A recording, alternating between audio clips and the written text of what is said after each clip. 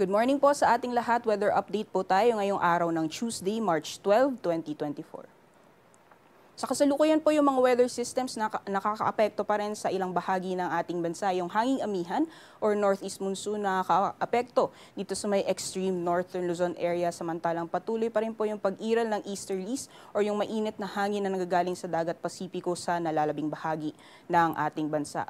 Kung makikita po natin dito sa satellite image, meron po tayo namamataan na maninipis na mga kaulapan na umiiral na nakakaapekto sa bahagi ng Central Luzon, Calabarzon, and Metro Manila area. So posible po ngayong araw may mga pag-ulan mararanasan mostly dito sa eastern sections ng Central and Southern Luzon area. Samantalang itong mga kaulapan na namamataan po natin ay most likely tatagal ngayong umaga and then aaliwalas naman po pagdating ng hapon.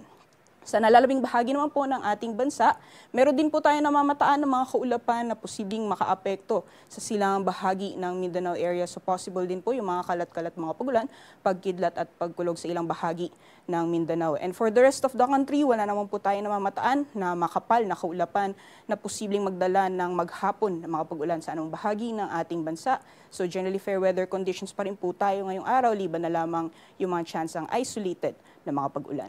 Wala din po tayong binabantayan na low pressure area o bagyo sa loob at labas ng ating Philippine Area of Responsibility.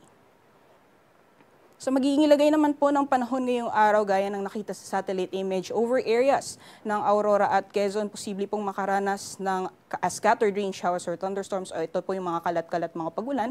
Samantalang magiging maaliwalas pa rin po yung panahon sa bahagi ng Northern Luzon, liban na lamang yung mga tsansa ng mahinang mga pagulan o mga pag-ampon.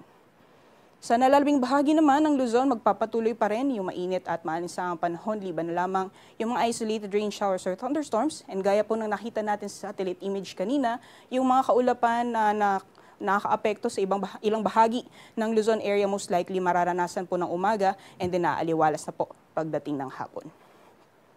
Para po sa agwat ng temperatura, average maximum temperature sa mga piling syudad dito sa Luzon maglalaro mula 31 to 32 degrees Celsius, samantala yung temperatura naman sa Baguio maglalaro mula 14 to 25 degrees Celsius. Dapo naman po tayo sa nalalabing bahagi ng ating bansa. Gaya po ng nasabi natin kanina, posible pong makaranas ng mga pag-ulan, mostly eastern sections ng Mindanao. So dyan po sa Caraga and Davao region, posible po yung mga kalat-kalat mga pag-ulan. Samantalang magpapatuloy pa rin yung maaliwalas sa panahon sa nalalabing bahagi ng ating bansa po. So dyan po sa Palawan, Visayas at the rest of Mindanao, fair weather conditions, liban na lamang yung mga chance ang isolated ng mga pag-ulan. At yung mga temperatura naman po natin, mostly nasa 31 to 32 degrees Celsius maximum temperatures, although may kainitan pa rin po sa Zamboanga na posibleng umabot ng 33 degrees Celsius maximum temperatures.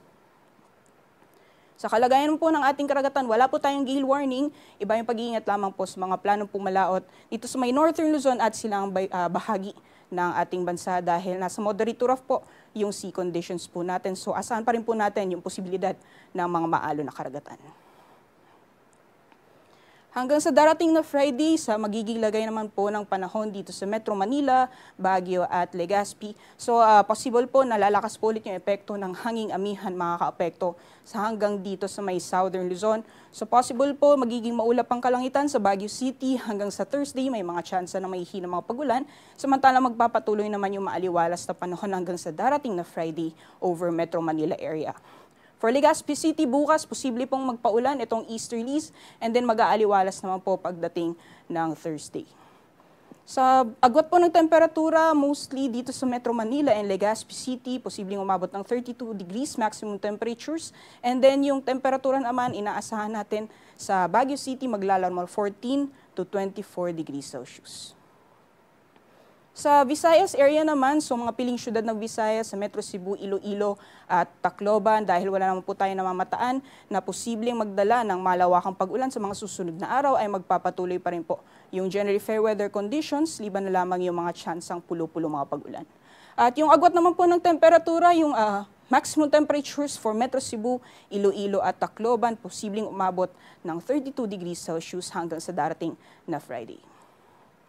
Gayon din po sa mga piling syudad dito sa Mindanao. So yung mga pag-ulan po dito sa Davao, most likely mararanasan ngayong araw and then naaliwalas na po pagdating bukas hanggang sa darating na Friday.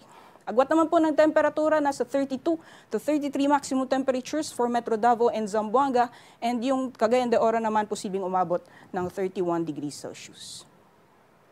Ngayong umaga, si Haring Araw ay sisikat ng 6:06 a.m. at lulubog naman mamaya ng 6:06 p.m. Para sa karagdagang impormasyon, bisitahin lamang po ang aming social media accounts at ang aming website pag-asa.ust.gov.ph. Yan lamang po ang latest mula dito sa Pag-asa Weather Forecasting Center. Rhea Torres po, good morning.